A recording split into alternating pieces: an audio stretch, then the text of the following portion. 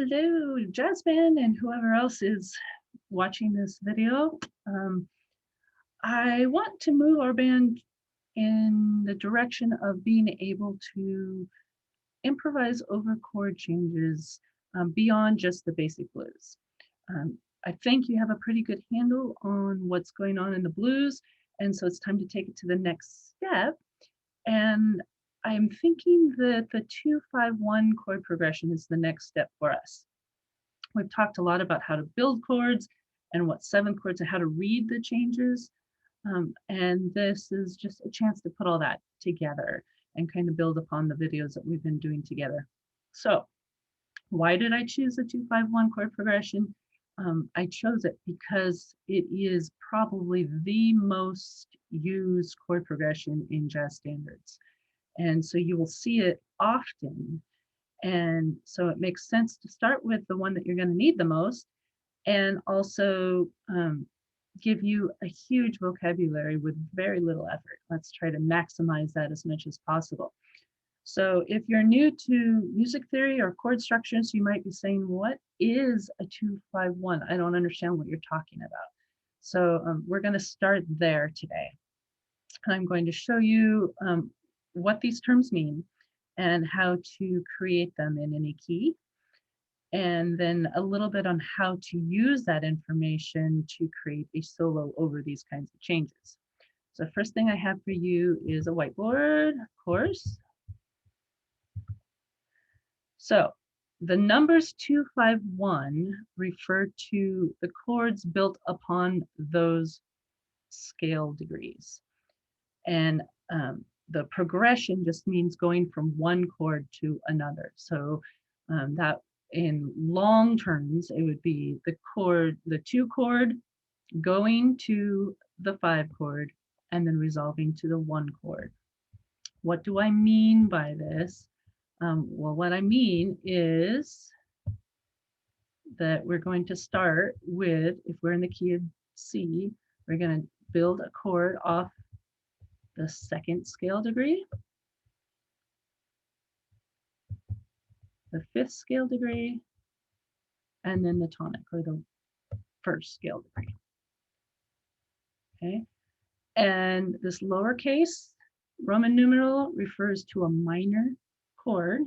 So it's obvious that if you're going to start on D and you're not going to change anything in the key of C, then you're going to have D, F, and A for your basic triad, and then the C is the 7th, and all of that is minor, right? So this is a minor 2-7 chord. The 5 chord, starting on 5, you have G, B, D, and F, and then the 1 chord, C, E, G, and then B flat, because we're doing the flat 7, right? Always. So hopefully none of that is new, or at least maybe a review of something you learned in theory a while ago. That's really not the most exciting part. The most exciting part for you is that you can now use this information, providing you can transpose it to whatever key the song is in, to create solos over the top of those kinds of chords. And you should have a handout that I'm kind of going through, and it says what exactly is a 2-5 chord progression anyway. And so I'm using those examples here too, but of course you can hear it. The easiest way to use this information, or the most beginning part of it, is to simply outline the chords on your instrument, starting from the bottom and going to the top. And that's what the first example in that handout is. And it sounds like this. This plays through it twice. So you have 2, 5, and 7 twice. So this is just simple outline the chords.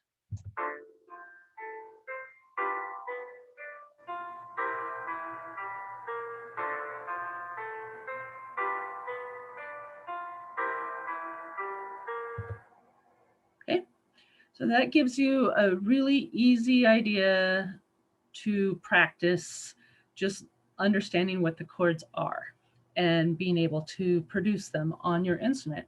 If you play a wind instrument, you're going to have to outline them. If you play a mallet instrument or piano or guitar or something, you can do the whole chord, of course. That is functional, but not very much like a solo, and it doesn't lead you from one chord to the next. For that, we need to do a little bit of voice leading, and voice leading is simply choosing the chord tone that is closest to the pitch that you are on when you're changing chords. For example, I'm going from this D7 to a G7, and I end up on this C. Well, I can go right to B because that's only a half step, and B is in the G7 chord, right? Down here, I'm on a D. I can go right down to C, and now I start on the root again and back up, right? So you're going to be able to hear when we go through this one that one chord leads you directly to the next if you do it this way, if you're thoughtful about where you start.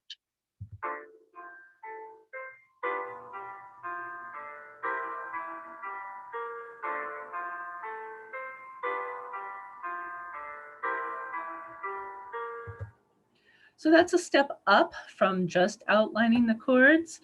Still not real solo-like, but it does show that you understand multiple aspects of the chords that you are working with.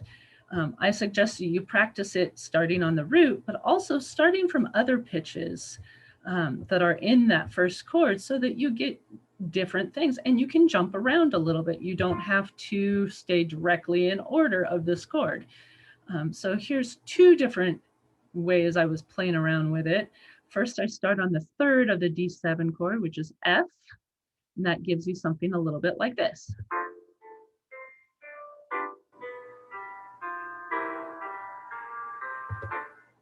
Okay, and then I start on the root on this example, but I'm at the top. So I'm going to go down and then kind of play around with direction a little bit, give it a little bit of motion.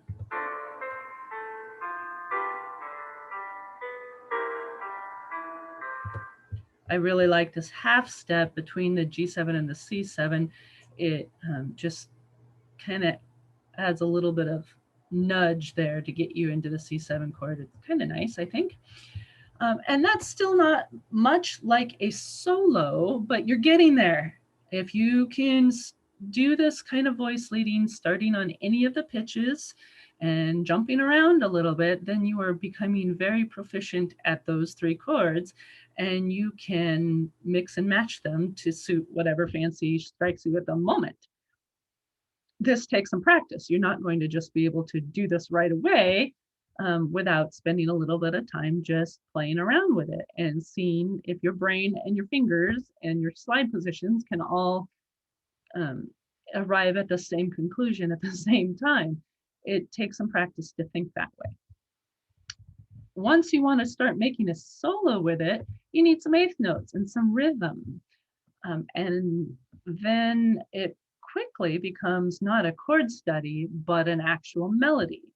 So all I did with this is start on chord tones and really stick around these chord tones and add a few passing tones and some rhythm to it.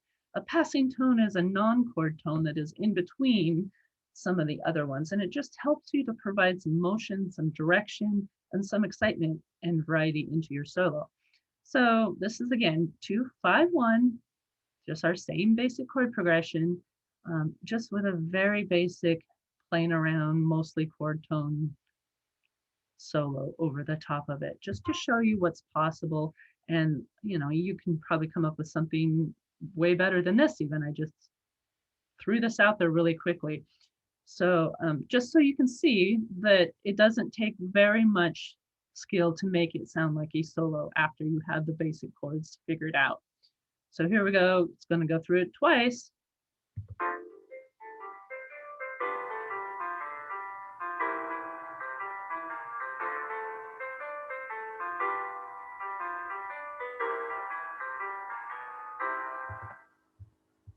Okay.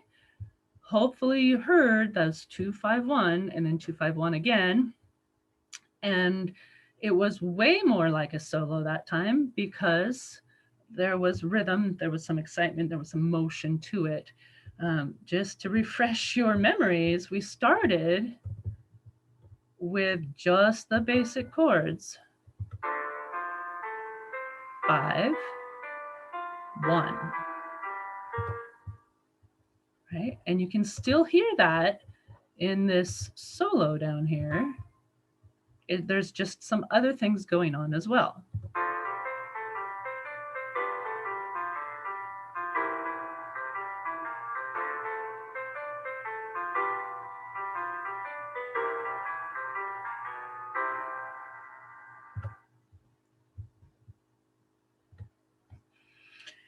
And that's it. All you have to do now is take that and transpose it into all 12 keys and become proficient in all 12 keys. And then you can play probably 90% of the solos in jazz standards.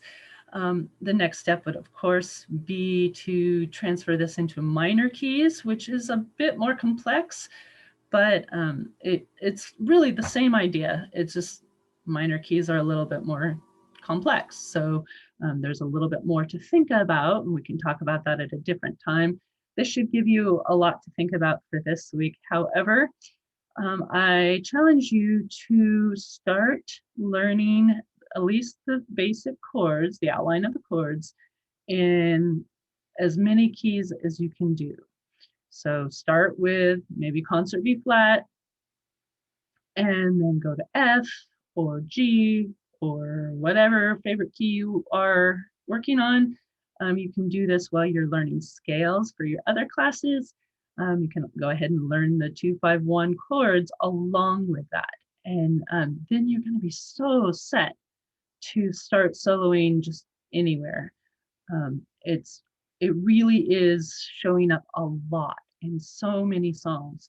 And so it's worth your time. It's worth your time to develop these skills so that you are ready to do it. And then it becomes a lot more fun because you kind of have an idea of what you're supposed to be doing. At least that's what they tell me. And so, yeah, easy, right? Learn the chords, play around with starting on different pitches, lead from one to the other, and then add some rhythm and some eighth notes to it to create some motion. Boom, you got yourself a solo. Until next time, we'll see ya.